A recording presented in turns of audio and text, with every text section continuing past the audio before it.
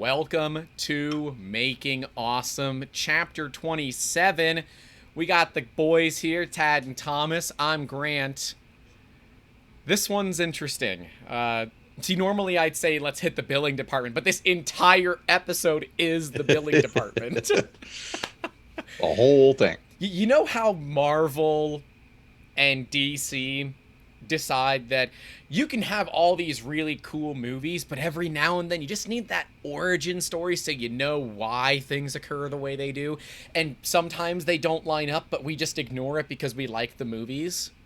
This is one of those movies. This is the origin of 3D Musketeers and how we started. And I apologize for those that don't like listening to me a lot. Just skip this episode because honestly, it's going to be me talking for most of it. Because Thomas has been in for 6 months and Tad has been in for 2.5, 3 years, something like that. I think it's coming up on 3 years. It's getting close. 3D print him a cake.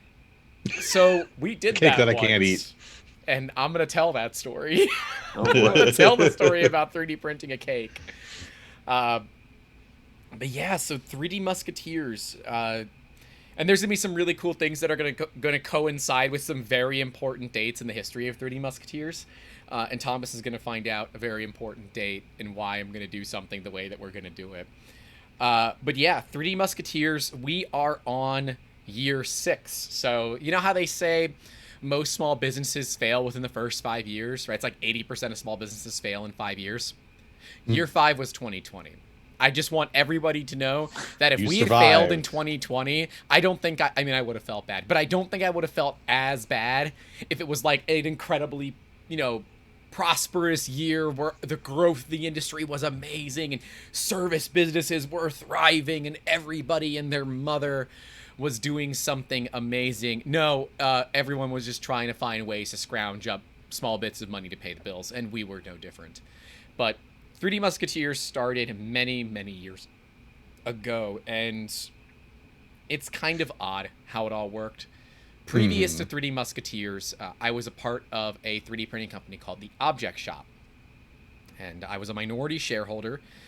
Very glad and proud of the work that we did there, but I had a very serious health issue that came up.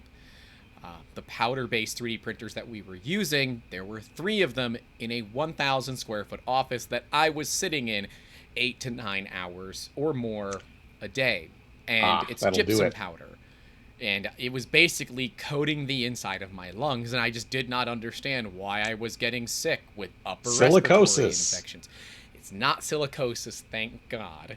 Silicosis is normally surrounding silica, which is way worse. Basically, the inside of my lungs were becoming plaster of Paris because it was gypsum dust. And it was just a time in my life where I needed to focus on my health, so I walked away from that company. Fast forward about 9 months, I took a sabbatical, right? And decided that I wanted to be back in this industry, but I needed to be in charge.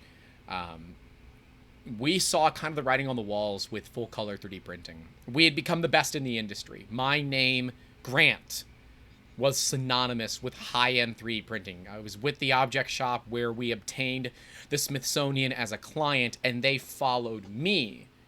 They didn't stay in that company. They followed the user, because at the end of the day, anybody can make prints, right? Anyone can click go on a machine, but it's when it is handed off to a user to finish, right? So when I was sanding and polishing and everything that we did to make parts good, that is why they stuck with me.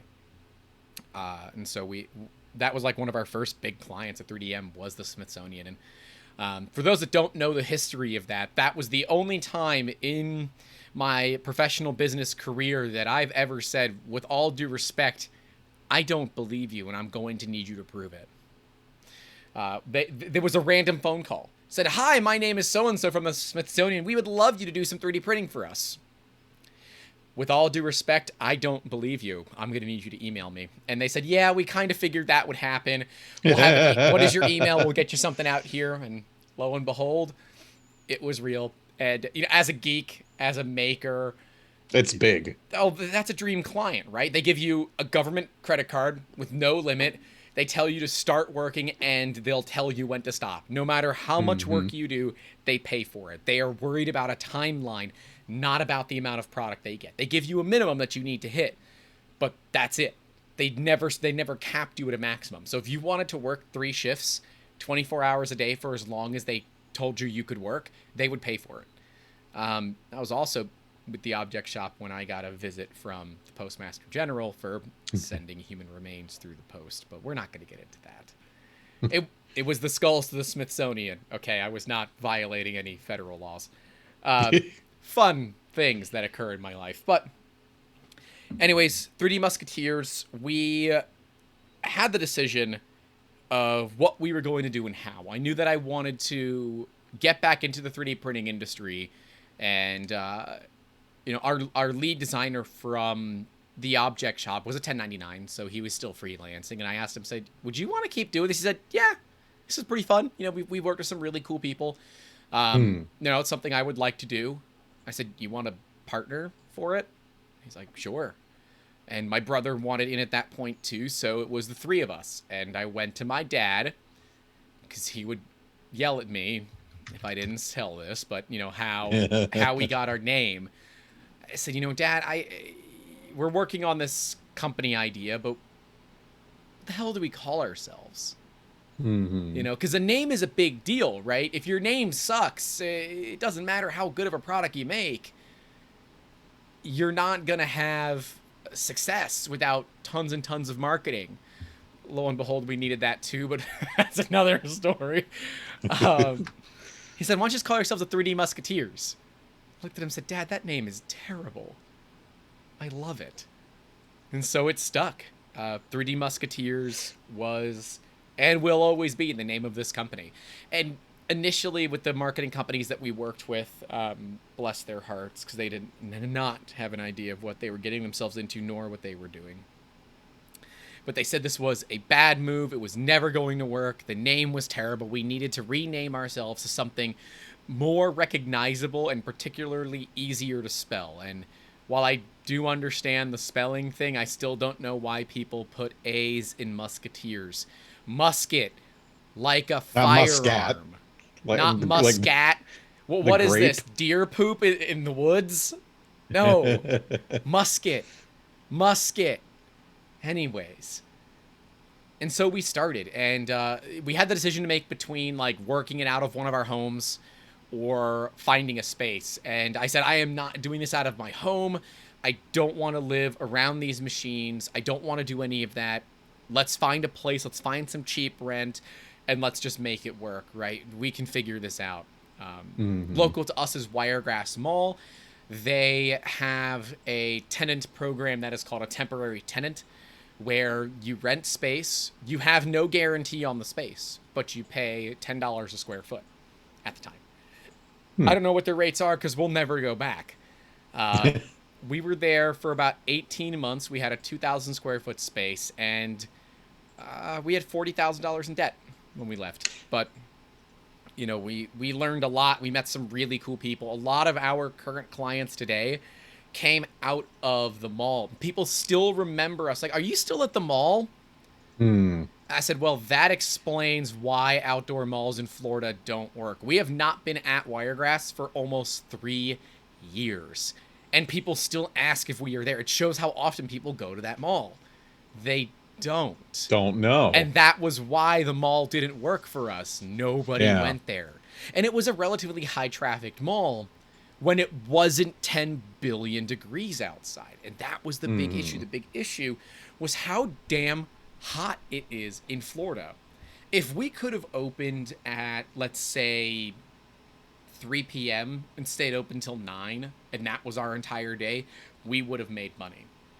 But because we had to keep the space staffed, we ran into kind of a problem, right?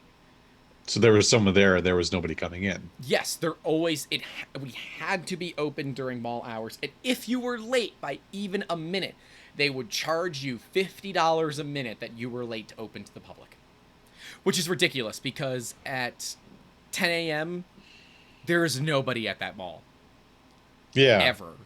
Like, the best parking you could ever have. nobody wanted to open that. So everyone had to have the same business hours, regardless of what they did or if it made sense for that type of business. Yeah, so you were 10 a.m. to 9 p.m. Monday through Friday and noon to 6 on Sunday. That's 80 hours a week, I think. Mm-hmm. Someone will correct us in the comments if not. But about 80 hours a week that we were required to be open to the public. And if we wanted to stay open past those times, that was on us. They did not require, but they required us to be open during those times. And I'll tell you, a lot of small business owners work on their businesses that much. And I still do to this day. Still work on this business that much. But there's a big difference between not knowing when someone's going to walk through the door. Because if you're on the phone, you have to hang up. Because the last thing you want to do is give someone a terrible customer service experience. So we found a bit of a hard problem here. I could staff the business 6 days a week with myself. I would be the staff person there. Right. And I can comfortably do everything that was needed in that company 6 days a week. If we had nobody walk through the door. As soon as people came through the door, I had to stop whatever I was doing, whether that was making sales calls, working on printers. And remember, these powder printers, these are full color sandstone. So incredibly high resolution, but it is a powder. It had its own separate room that was isolated from the rest of the shop so that the dust didn't get everywhere because it left white powder on everything. And, well, our neighbors used to be suspicious that we were running a cocaine ring.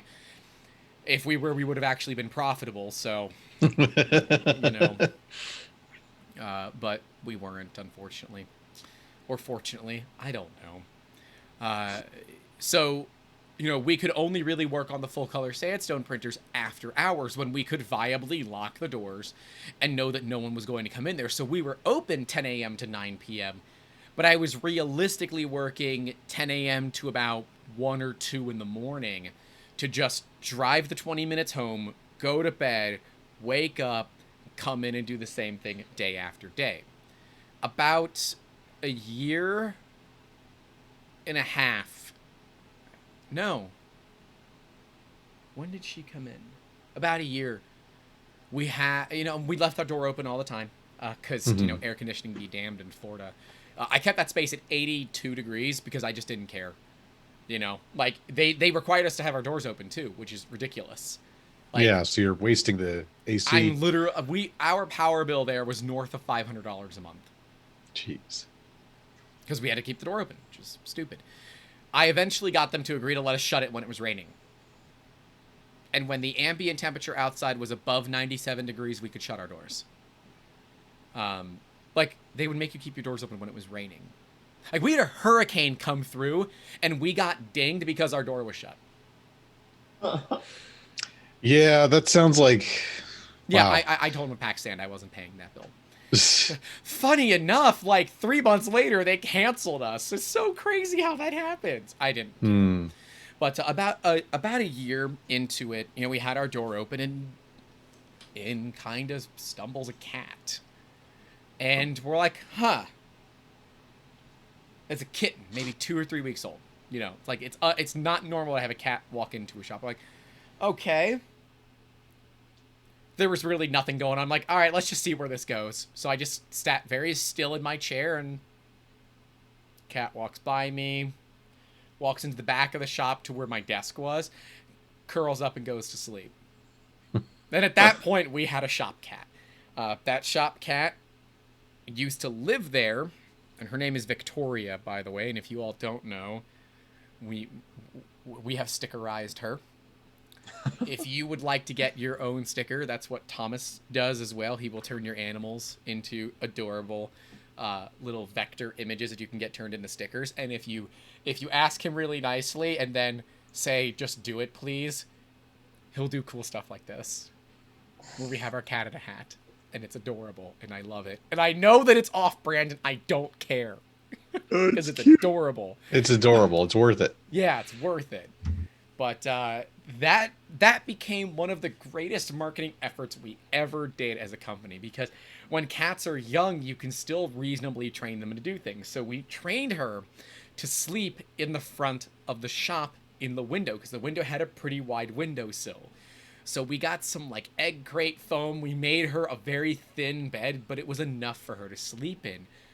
And she slept in that window. And it was awesome. People would come in, they would pet the cat, they'd look around, they might buy something, they might not, and they leave. It was great. Ultimately, she became, you know, a staple of the shop. And to this day, we get questions about how's the cat doing. No one really cares about the business; they care about the cat, and that's Ain't fair. that the truth? That's what the internet cares about. I guess, Thomas, does that mean that we could use the cat for the thumbnail for this video? We could. We totally should, because I bet on the analytics this would be the best podcast episode we ever have if we put the cat on it. By that alone. Can we do it with like an actual picture of the cat, and then the step and repeat is like the cat in the hat? We could. Yeah. See, I'm making him say yes on recording. I'm not making him do anything. He's saying we could, which generally means let's talk about this when we're not on recording. We just need a better, like, we just need a good photo. That's Yeah, the thing. I take many photos of the cat. It's not a problem. On a daily basis. And I send them to all of you guys because, I mean, that is part of being a part of this company, is that you get dumb photos of the cat. But yeah, she was pretty great. Still is great. Was really one of the reasons we stayed in that mall as long as we did. Mm-hmm. She stayed when she got big enough to stay there, like when we could leave her alone overnight, we left her at the shop. And then she got big enough that she would set off the motion alarm at night. Uh-oh. So then she started coming home with me.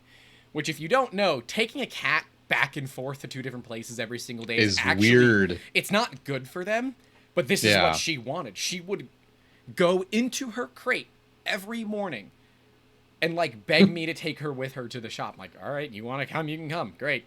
And That's every single unusual, day- but Yep. yeah. She travels great. Doesn't make a peep. Will go right to sleep.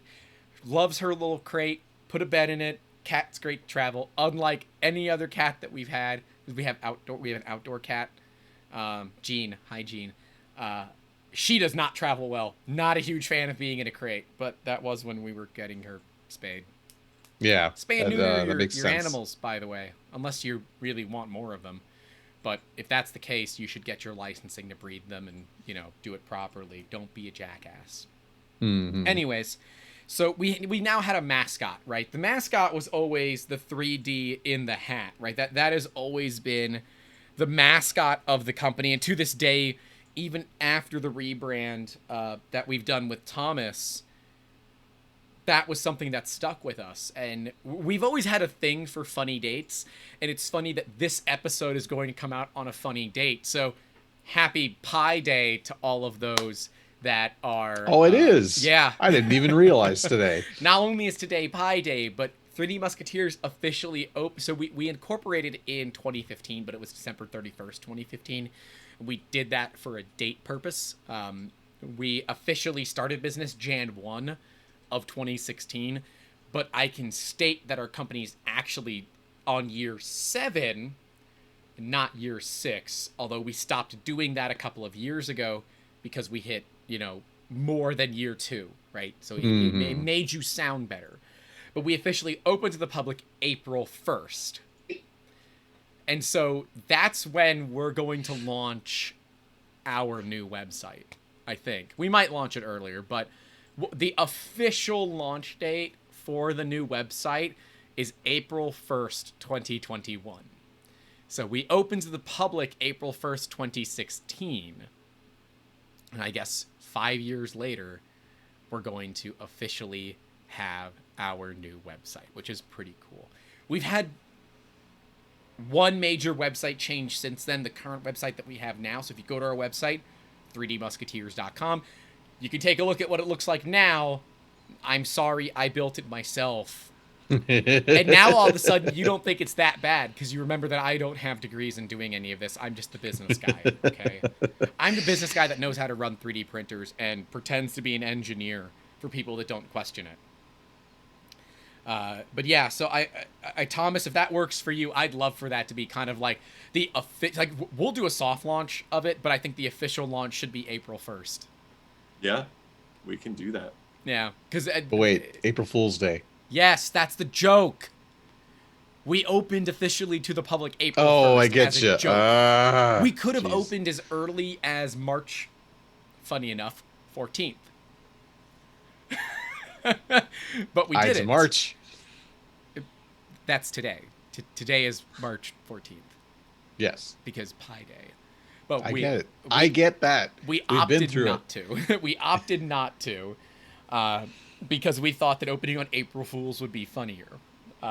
Lo and behold, it didn't matter because it was still, we were not ready. And I love St. Leo University. I got my undergraduate and my master's from them, and they prepared me for a lot. There's quite a few things, no matter the amount of schooling that you get, can prepare you for. Things like the first time you have someone threaten to sue you, you will never be prepared for that. Now we just say, show us the lawyer, right? If you tell me you're going to sue me, send the lawyer, all right? We have an attorney on retainer now. We didn't back then. They don't prepare you for the time where you made so little money, you have to choose between paying your staff and paying your rent. It's a very easy decision to make. You know what you have to do, but it's not an easy thing to talk to the staff about. That's like, hey, so we're supposed to pay you and we're not going to. It's gonna come next week. But we did it.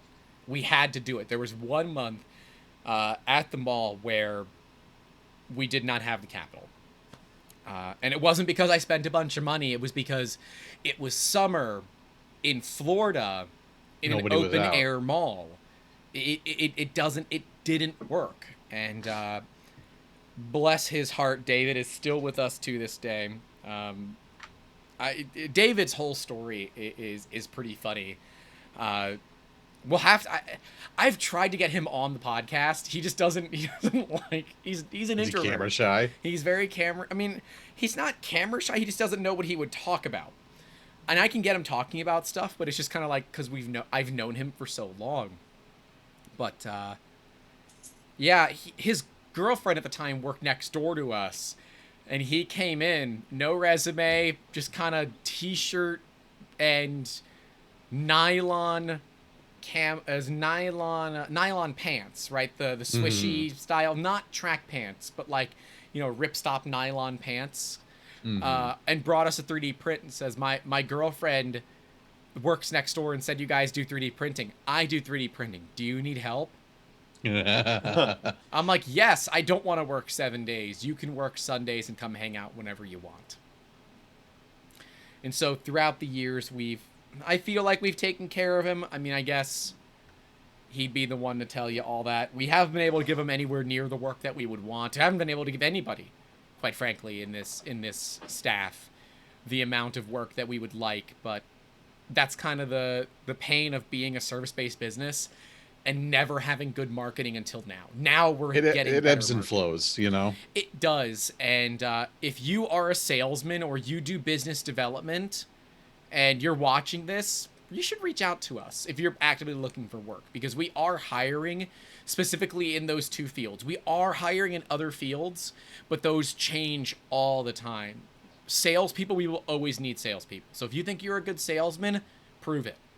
Give us a call, 813-803-4973, and sell yourself. Because I'm going to be the one that answers that phone, and I'm the owner. So if you can sell me on bringing you on, we can work something out. Then email me your resume. And for the love of Christ, do not send me a DocX resume. Send it as a PDF. People. Send it as... People, talk to the trifecta about that. Talk to the other brother about that. Wait, did Peter do that? Yeah. What? Yeah. Oh.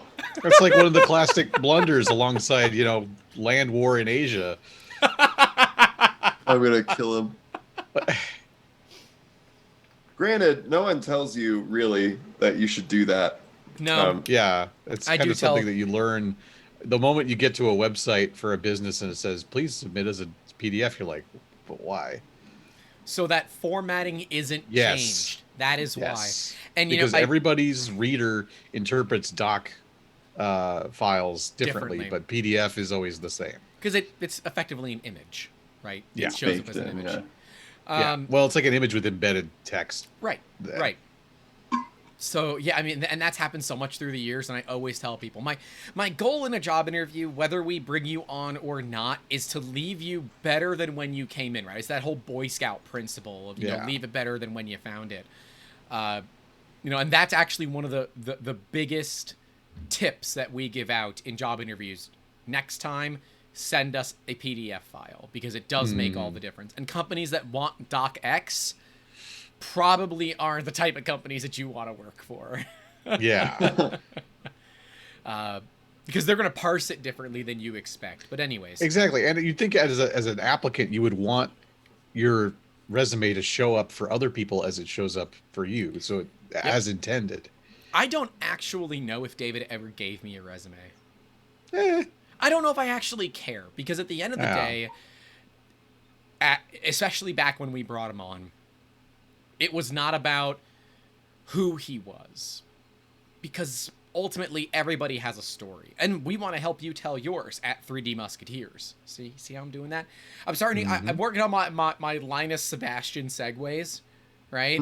Because if we can get there, because Linus has changed the game for segues, right? The way that he just segues into sponsors.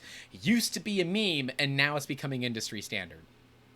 But, yeah, it was all about who you were as a person. Your history is not that big of a deal to me as long as you have a clean enough record to pass a background check, level 2 government checks. Then we're golden, right? It's the give a damn training, which is the one thing that you cannot be given by an employer is the ability to give a damn. That's what we look for when we're looking for people. But remember, were we on recording when we were talking about cake or no? I think maybe. Yeah, you mentioned it earlier. Okay. So David's first year with us, his birthday is in July.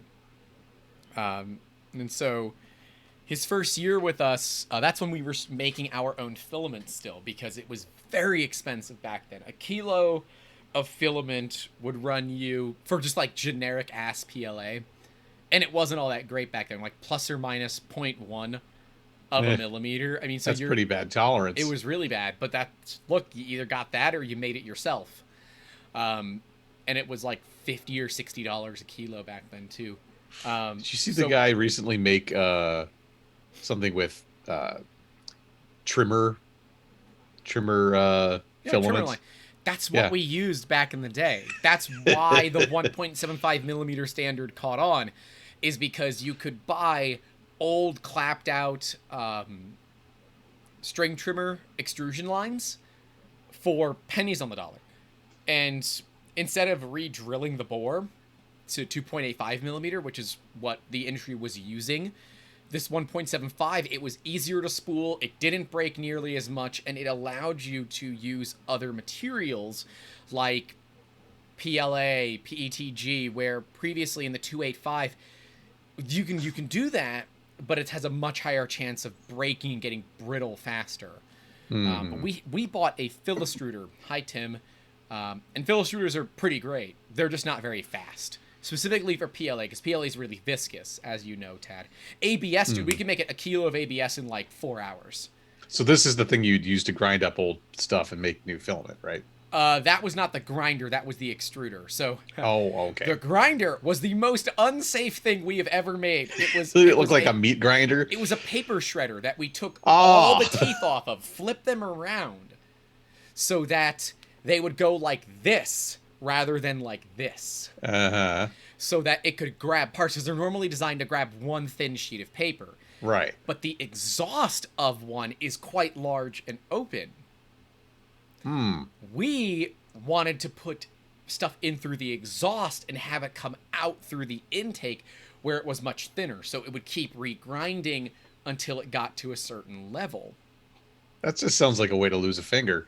And my lovely assistant is here. This is some of our original homemade filament.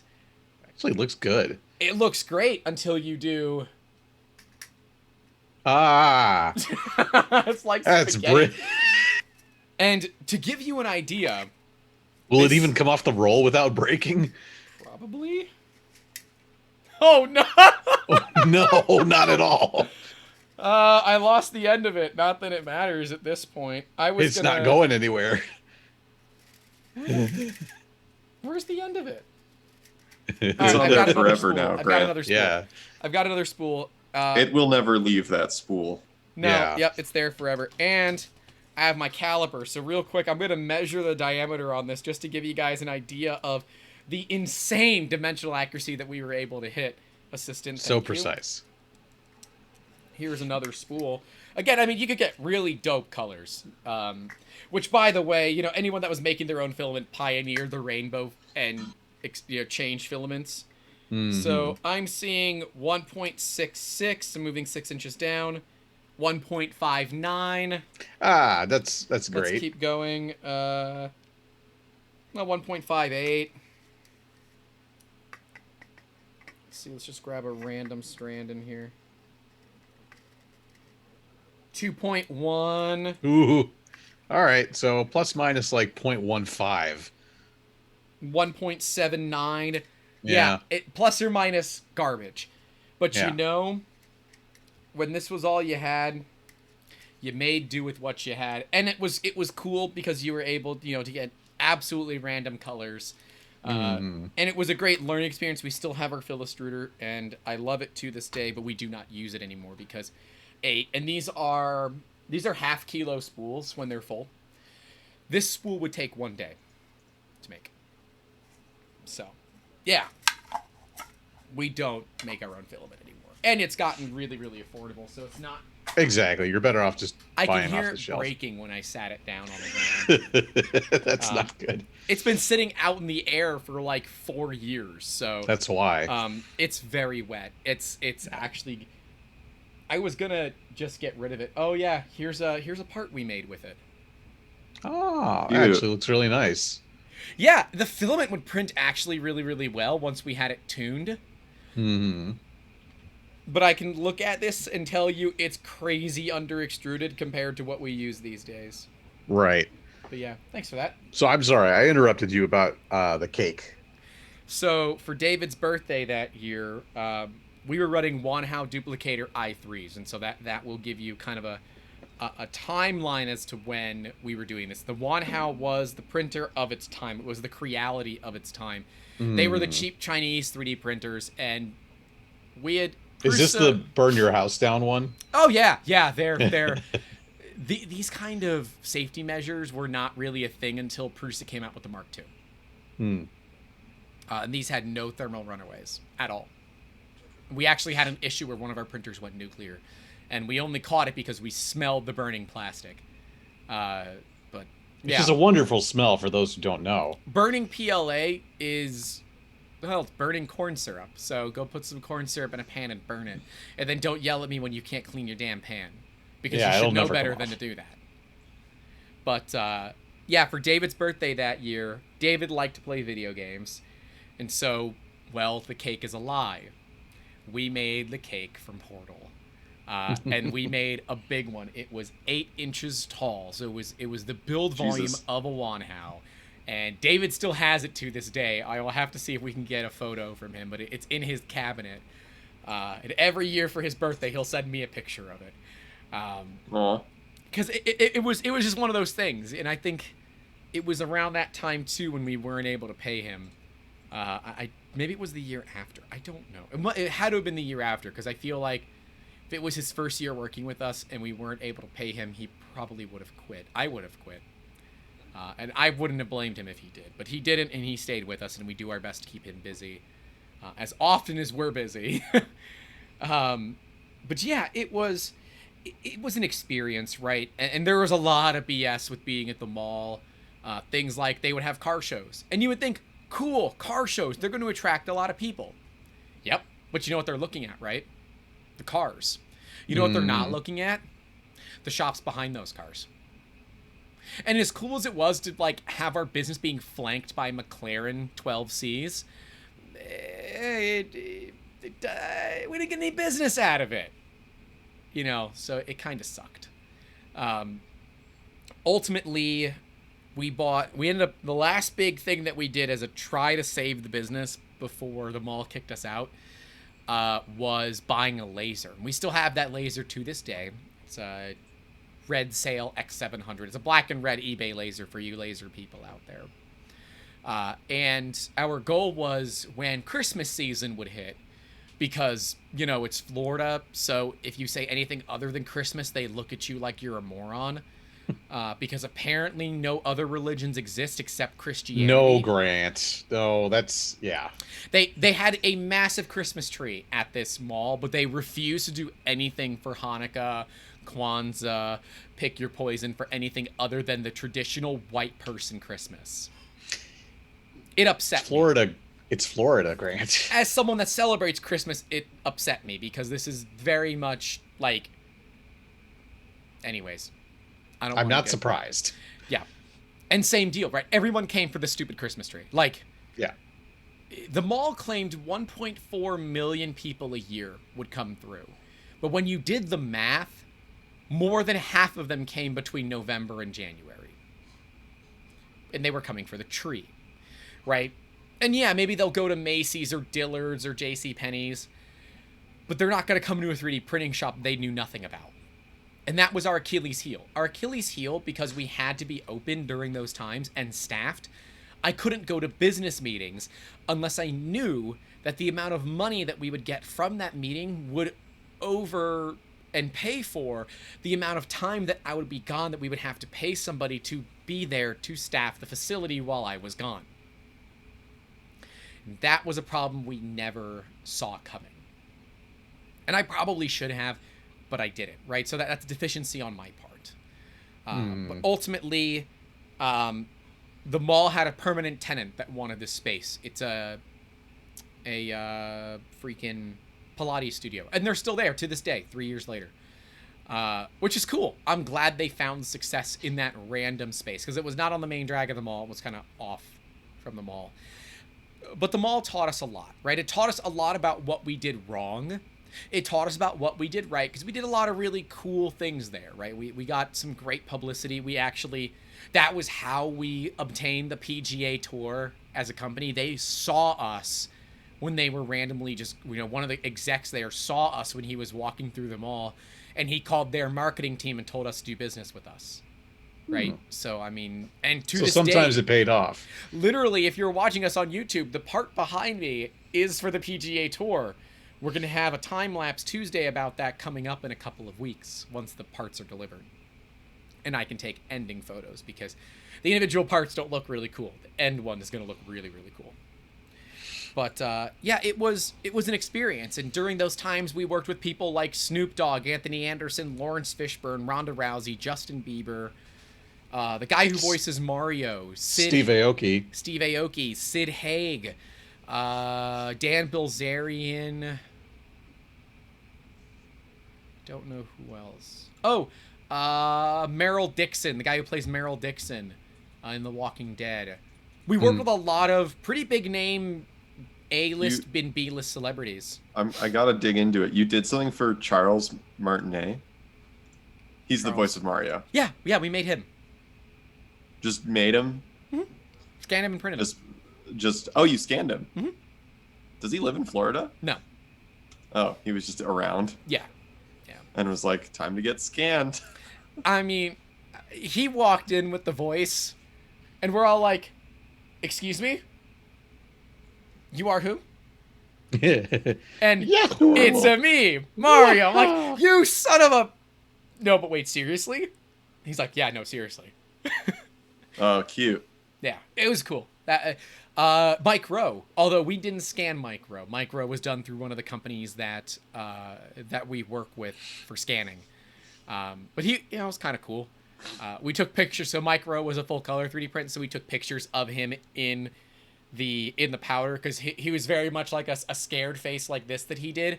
So the image of him is Mike Rowe frozen in carbonite, although it's white. That was back when we learned not to live stream printers.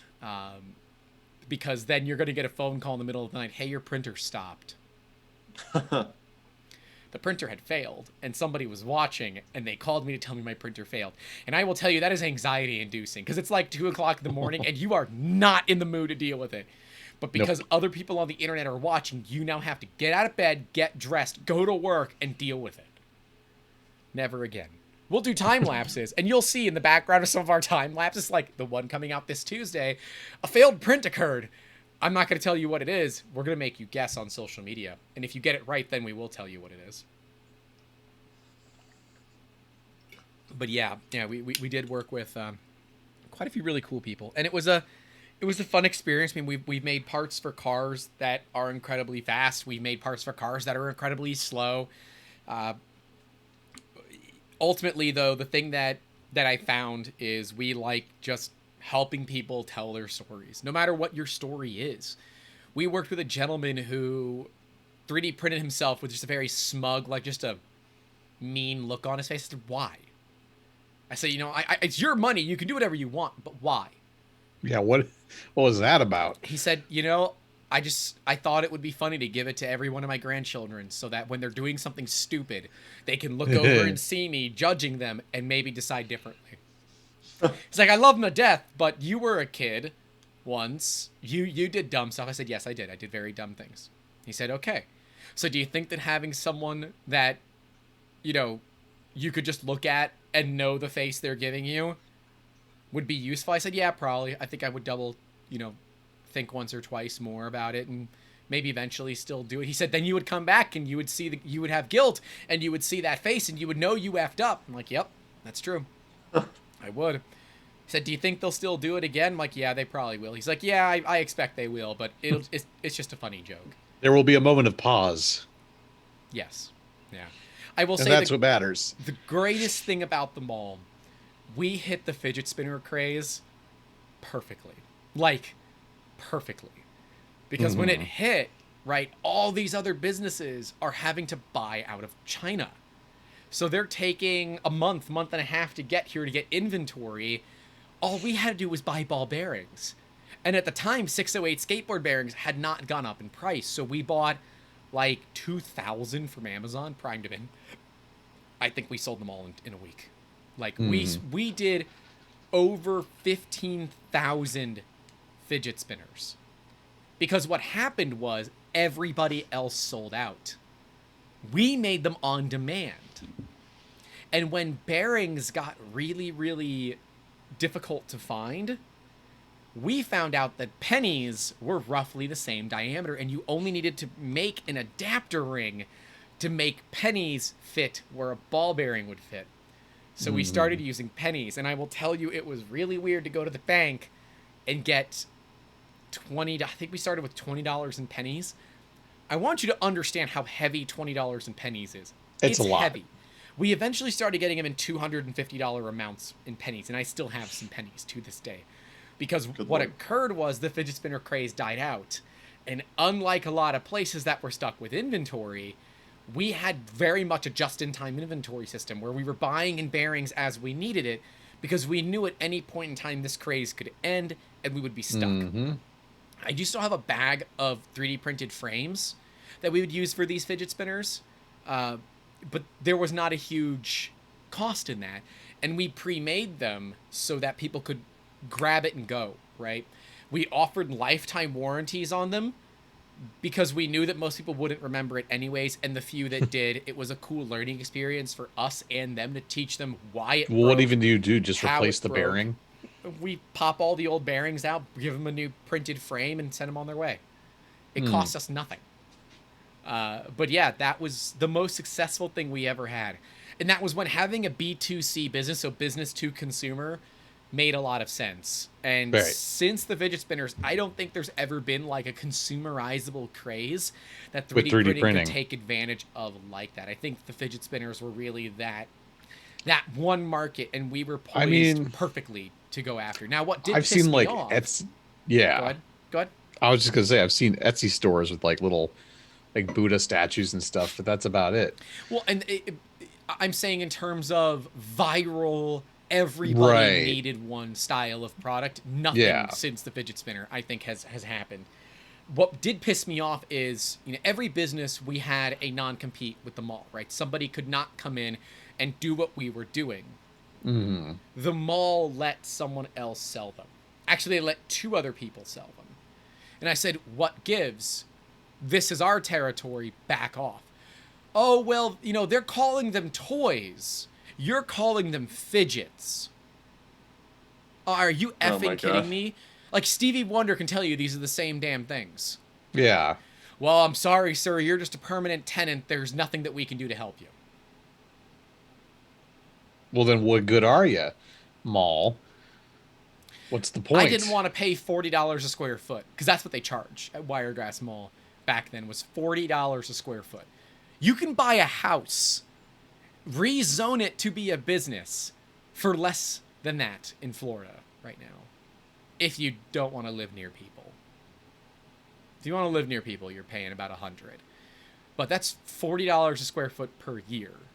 So you can amortize that out over a couple of years. It is always better to buy a home. So ultimately, the mall gave us 30 days notice that we had to relocate. And we found a new facility. And you can see it behind me. I am sitting in that facility. It's not ideal. It's small. But we are looking at expanding. And I guess now is a better time than ever. We have a second office. I have been named Pasco County's Entrepreneur in Residence for their Smart Start Business Incubator in the Grove in Wesley Chapel. We are still moving in. Because of my back, I can't just move a bunch of stuff there at once. I need people to help me. I can't lift more than 15 pounds, and that's even when I'm really trying. And I'm on a steady stream of tizanidine, and for those that don't know, that is a muscle relaxer. It's not like an opiate painkiller. I do not take painkillers. I need muscle relaxers to help me move. But yeah, so I have a new office. We're gonna have a couple of machines there, but we are planning on actually having more 2D, because we are going to be working on pen plotters, which is going to be really cool. So if you do business with us, we are going to give you a piece of paper, whether it says thank you or it's an outline of a print. It's going to be something that you can hang on a wall and show off, because it was made on a 3D printer, but it's a 3D printer with a pen instead of a print head, which is pretty cool. It's just something that I wanted to do, and the price was right to get this kind of thing, so what the hell. But yeah, if you are an entrepreneur in the Pasco County area and you're local enough to Wesley Chapel and you want help with what you're doing, I am giving away time. As part of being Entrepreneur in Residence, I have to donate some of my time. I have not figured out my schedule just yet, but we will have a scheduling system up in the next couple of weeks so that you can schedule time with me at that office, which will be really, really cool. I am excited to be doing this. And of course, we're going to have some 3D printers moving there. Not sure which ones yet. The Taz is definitely going there, but I don't know what other machines are going to be going, because I think the Taz might give way to maybe a Daedalus. Not certain yet. Haven't decided. But yeah, 3D Musketeers, I can't say we've grown. We have grown emotionally, we've grown physically as a company, but we have not grown financially. And a lot of that is because of the mall. And, the mall put us in a lot of debt. Right. And a lot and fast forward to this year, COVID. Yeah. COVID, we became cash positive in 2018. Yeah, right at the tail end of 2018, we became cash positive. So 2019 was a cash positive year, and 2020 was barely a cash positive year. And for a business, of course, that is your goal. Your goal is to be cash positive. But to give you guys an idea, I did not pay myself in 2020, and if I paid myself every dime the company made, I would still be under the poverty line for how much money we made.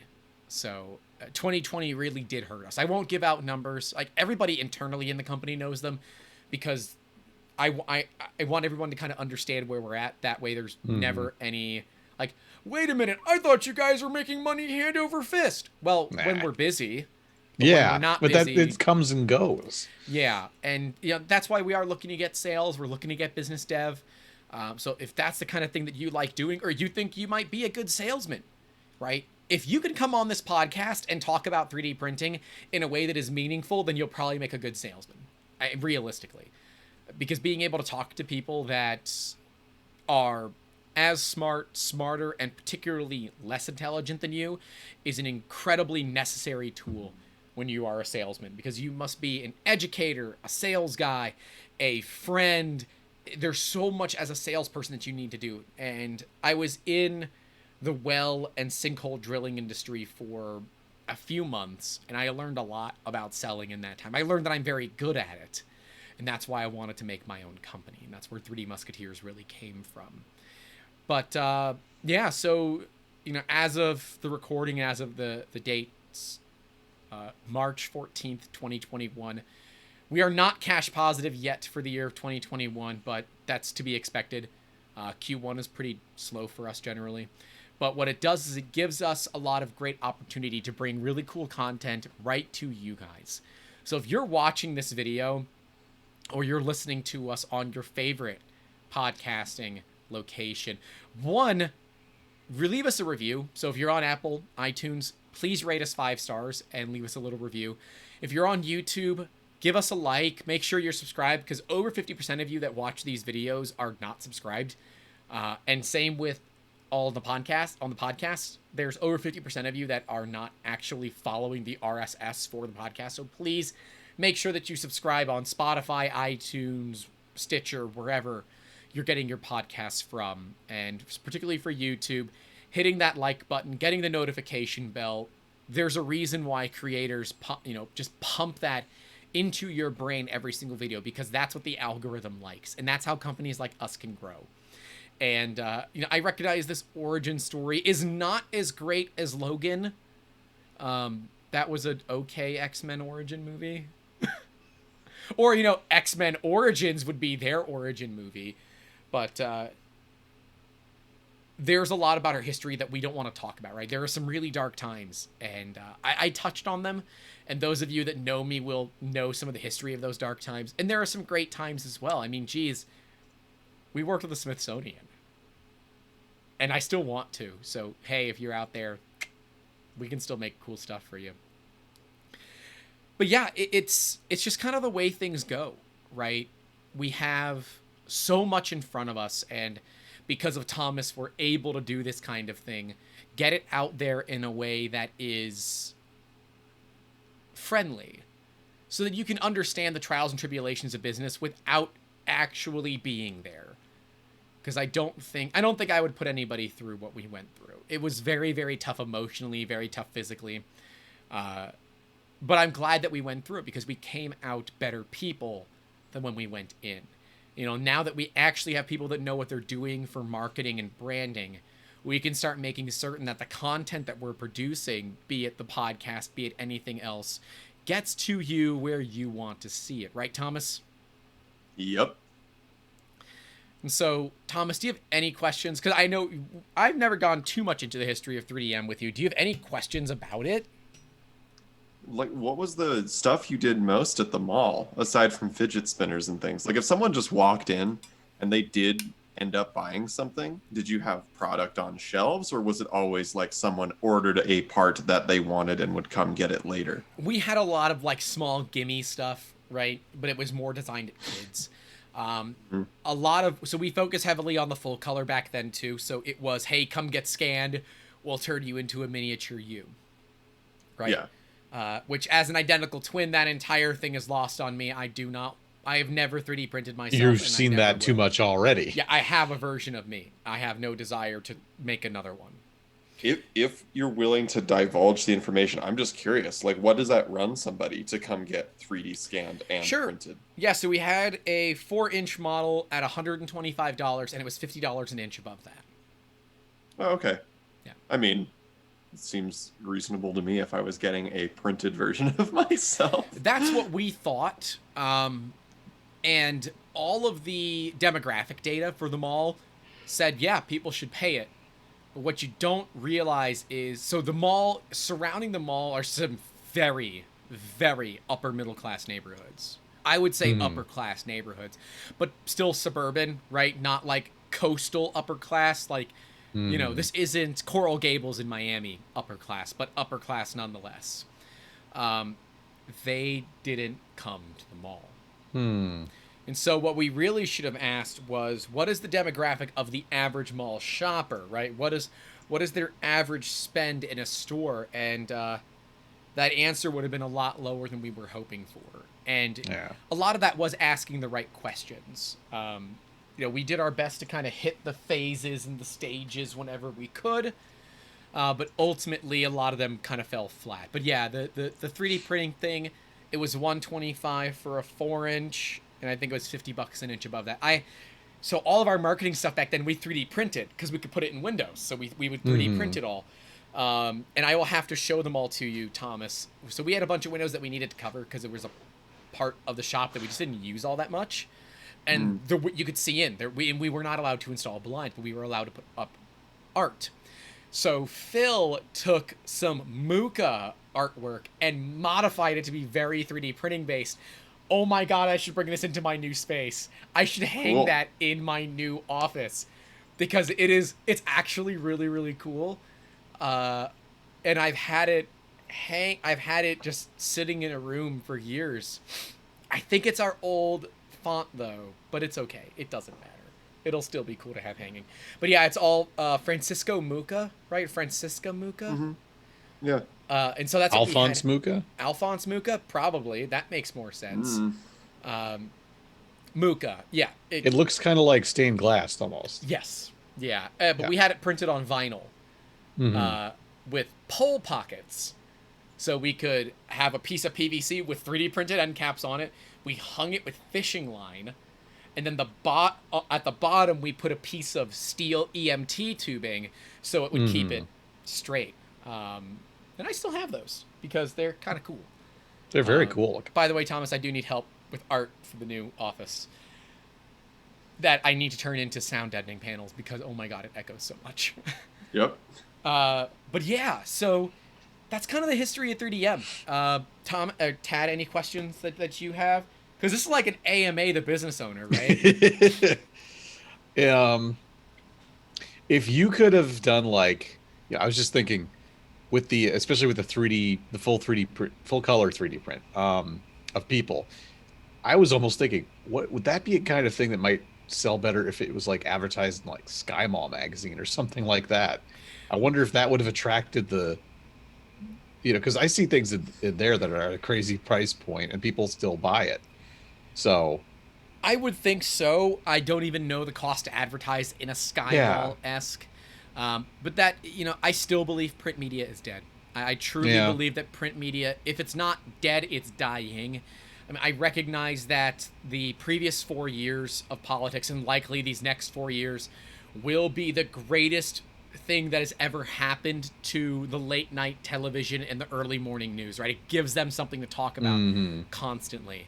But I don't believe that printed media... I believe that books will still be a thing, but like newspapers, magazines, it's been completely supplanted by the internet.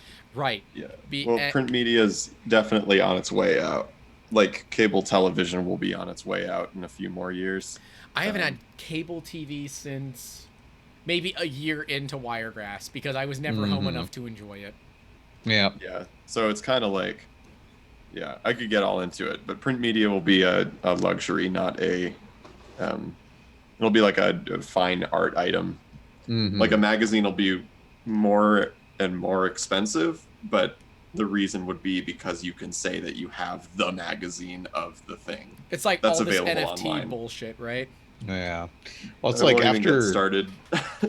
I lost interest after Popular Science stopped making a printed magazine. I was like, well, then why would I even care? Those are my favorite growing up, man. I Those always are the best. read Popular Science. Yeah. And That's Make a great Magazine. magazine. Make Magazine was the other one that I loved. But yeah, I think that we missed a lot of good opportunities for marketing. And I think that's because we didn't understand what people didn't understand. Right? Because you get to a point with what you do where you're so jaded. You're like, what do you mean you don't know 3D printing? Exactly. It becomes hard to explain it to people. Yeah, and that's back when I came up with the methodology of it's a computer controlled hot glue gun. And the Yeah. full color printer is a 2D inkjet printer, but instead of layers of paper, it's layers of powder. Because that's literally what it is. It uses HP inkjets for its binder jetting. You know, we're gonna have a video coming out soon about some really cool other 3D printing tech, because as weird as this sounds, Stratasys is doing a road tour around the United States, and it's a big 40-foot trailer, and we got them to stop in Wesley Chapel, Florida, a town that is not known for many good things. Wesley Chapel is probably most famous in the news for being the town where a dude got shot for texting in a movie theater. Oh, that's right. I Yeah. forgot about that. I don't know if we've had any other like crazy notable things. I guess there's a person on American Idol right now that's from Wesley Chapel, but who the hell watches American Idol anymore? Cable.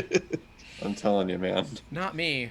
But anyways, now I'm gonna get friggin' things in my Google feed about it because my phone is sitting next to me and it's constantly listening. But yeah, I think we did a lot of things wrong back then for marketing, and I'm glad that we learned, right? I'm not glad that we spent as much money as we did, but I think a lot of it was very clear, and it was very clear when Thomas has been with us too, that we need to have a big focus on education. And so that's why we're pushing the Making Awesome Academy. We're going to be doing a lot of stuff around education. It seems like everybody likes the industry updates as well, so we're going to keep doing those where I look at an industry update, I give you a TLDR, I will explain the technology if there is any technology to explain. I think that kind of stuff is cool, and we're going to be getting into it more. It's a good formula. It's served us well so far. It has, you know, and when you look at all of our videos, right, we're not getting a ton of views, but you can fix that. You can help us. Yes, you, well, maybe not you, but yes, you can help us, right? Without your help, liking these videos, commenting on them, reviewing us on Apple Podcasts, sharing it with your friends, we won't grow. And we believe we have some important, really cool stuff to talk about. And we believe whether you are a maker, whether you are a random person off the street, whether you think you know more than we do or you very clearly think that you don't, we can all still work together to continue to make awesome. That's why we named this podcast the way we did. Terrible for branding, which Thomas wasn't on episode 1, and we had already kind of stuck with this name of Making Awesome. But I think it makes a lot of sense because this is all about making awesome. And I think 3D Musketeers is awesome. And anyone that knows what it takes to run a small business knows that getting through 2020 was a big deal. Getting through 2020 cash positive is an even bigger deal. It wasn't a lot of money, but it was something. And that cash has allowed us to have some slower months, right, from a business perspective, but still be able to keep the content flowing and bringing more content to you guys. So we want to hear from you, the listener, the watcher, the person in the background that's not paying too much attention, or the one that's listening by eavesdropping on somebody else on the public transit system. We want to hear from you guys. Tell us what you want to see and hear us cover. We have pretty much an idea of what we're going to be doing in the podcast, but if you want to see some things, let us know. We're going to be doing a pretty big social media push here coming up. We're going to have a psychologist on our podcast talking about the psychology of owning businesses and the psychology of making and what it means. And it's kind of interesting because I didn't know this. You can't legally market yourself as a psychologist. It is illegal. Or it's not illegal. Let me rephrase that. It is against psychology. It's like they're not allowed for a licensure thing. Well, it's almost like, you know, giving out legal advice or something, or medical advice. Yes, very similar to that. It's like, I'm a lawyer, So, I'm not your lawyer. When we start doing the push, you're going to see that we're actually going to name someone. And we don't normally name people. We say we're going to have a really cool guest come up. No, we're going to name this guest because we want them to get more business as well. And we want all of our guests to get more business, but a lot of it is kind of the hype of who is it going to be. This one we're going to tell you straight up because they don't have a great presence online. and we want them to get more phone calls because what they do is really cool. But anyways, anything else, guys, before we wrap this one up? No, I think it's been Good. pretty good. Okay. Yeah, that was a good summary. I apologize. I know if you still listen this long and you're like, I just don't like listening to this guy talking. One, don't leave me a bad review because I warned you in the beginning, and now at this point you have nobody to blame but yourself. Grant, you can't change the way you are. No, because I am beautiful just the way I am. Exactly. Who said that? I don't know who said that. Who was the singer that said that? I'm gonna look it up. Is it Celine Dion? No. Bruno Mars. Okay, I don't know. Why does I that don't know feel wrong things. to me? Okay, Bruno Mars did Just the Way You Are. But who else? Billy Joel did it. There we go. See, that sounds more That like sounds more right. Yeah. Barry White did it, but I don't think that's the same one. Mm-mm. Now I have all my audio muted, so it's not going to matter anyways. Yeah, I don't think... I'm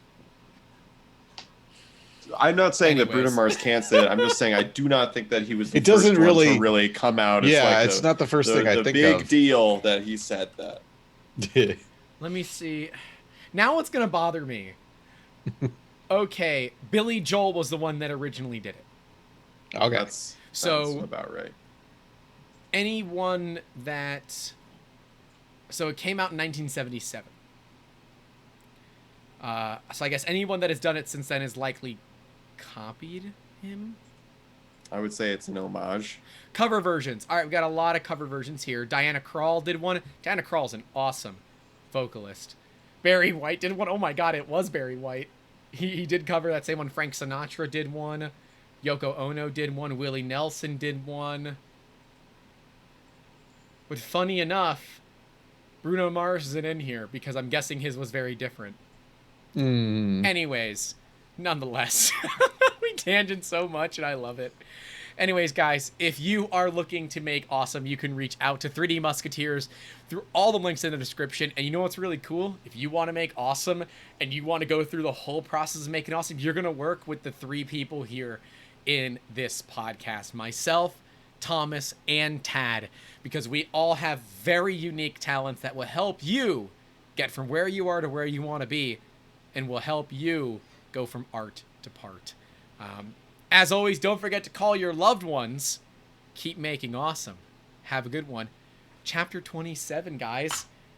The origin of 3D Musketeers. Bum, bum, bum, bum. We don't edit these, so I can't put really cool music. Thank you. Thank you. Yes. We don't edit these. We just put them out the way they are. All right, guys. Take care. Have a good one.